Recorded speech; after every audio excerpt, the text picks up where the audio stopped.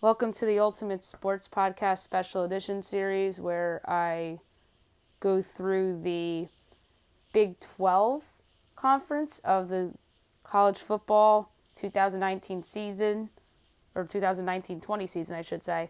And go through my projected order of finish, player of the year, freshman of the year, coach of the year, predict who's going to make the tournament and whatnot. So without further ado, here we go. In first place, I have the Kansas Jayhawks, who return Udika Azubuike, who was hurt last year at the end of the year. It really cost Kansas a chance to keep its Big 12 streak alive. Devin Dotson, Silvio De Sousa, and Ochai Agbaji. Bill Self, amazingly enough, in year 17 of his coaching career. In second place, I have the Baylor Bears. Expectations are high for Scott Drew's team in his 17th season. Last year, 20-14, 10-8 in conference play. Tristan Clark, Jared Butler, Davion Mitchell, Mark Vital, among notable returnees. In third place, I have the Texas Tech Red Raiders, Chris Beard, in year 4. It's going to be hard to keep this guy in Texas Tech, and I'm shocked that he didn't take that UCLA job. I thought that was going to happen, but it didn't. 31-7 on the year, 14-4 in Big 12 play, as they were the runners-up to Virginia last year, and probably should have won that game against Virginia, or else we'd be talking about Texas Tech reigning national champions. What? I know, that'd be crazy had they held on and DeAndre Hunter had not hit that big shot. David Moretti, Jameis Ramsey, Kyle Edwards, and Chris Clark are among their notable players. Number 4, I have the Iowa State Cyclones. Year 5 under Steve Prohm, 23-12 a year ago, 9-9 in conference play. Tyrese Halliburton is their notable returnee player. In 5th place, I have the Kansas State Wildcats. Coming back for them, Xavier Sneed and Cartier Diarra. I think this is a team that I think is being overlooked before the start of the season. Bruce Weber in year 8, 25-9 a year ago, 14-4 in conference play. In 6th place, I have the Texas Longhorns. A lot of pressure on Shaka Smart this year. 21-16 last year, 8-10 in conference play. They're the NIT champions, but that doesn't matter. That's irrelevant to Texas. Texas is literally a team that is put immense pressure on themselves to win and win big. They're better than this. Shaka Smart in year 5. Pressure's on him to win. Will Baker, Matt Coleman, and Jericho Sims will be their best players this year. In 7th place, I have the West Virginia Mountaineers, who are coming off a disastrous 15-21 season, 4-14 in the Big 12 last year. Bob Huggins in year 13. They were in the CBI a year ago. And don't forget, this team actually kind of rallied late last year and made the Big 12 semifinal and nearly almost upset the apple cart. So that was a little crazy. But coming back for them, Derek Culver. I know they have a lot of turnover with their roster.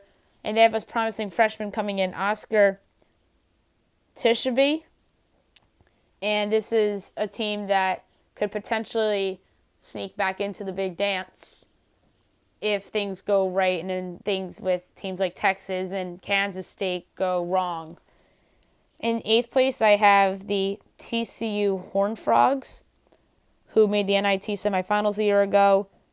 23-14 last year, 7-11 in the Big 12. Jamie Dixon is going to be in year 4, which is hard to believe. Their notable returning player is Desmond Bain. In 9th place, I have the Oklahoma State Cowboys, who went 12-20 last year, 5-13 in the Big 12 play. Mike Boynton Jr., year 3. Notable player coming back, Yorane. And in last place in the Big 12, the Oklahoma Sooners made the tournament last year, but there's like a lot of turnover with that roster. Lon Kruger's going to be in year 9. 20-14 last year, 7-11 in the Big 12. Brady Manick, Kristen Doolittle, and Jamal Bieniemy among people coming back. All right, awards. Player of the Year, Devin Dotson, Kansas. I know the preseason pick was Udoka Azubuike, but I'm going to go with his teammate Dotson, who's a really good perimeter player, two-way guy, can shoot the three. I like him a lot, and I think that he can play himself in the first-round pick territory.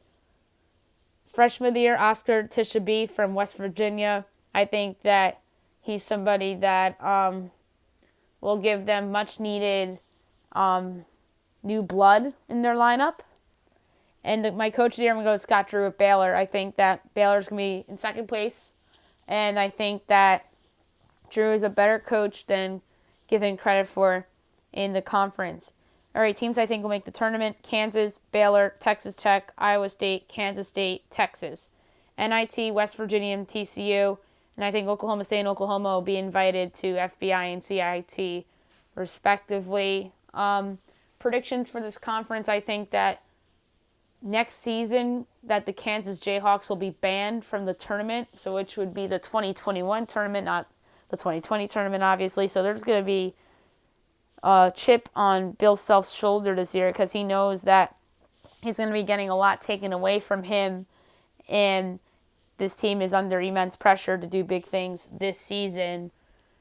And my other bold prediction for this conference is that Chris Beard finally leaves and takes a bigger job, and that could very well be in this own conference, in which I think that Texas moves on from Shaka Smart this year after underachieving. So I think the possibility of Chris Beard in Austin is real. So I'm going to make that my other bold prediction for the Big 12. Chris Beard goes from Texas Tech to Texas. So that would be something, and would create some bad blood between Lubbock and Austin if that were to happen. All right, next up, the Big West Conference.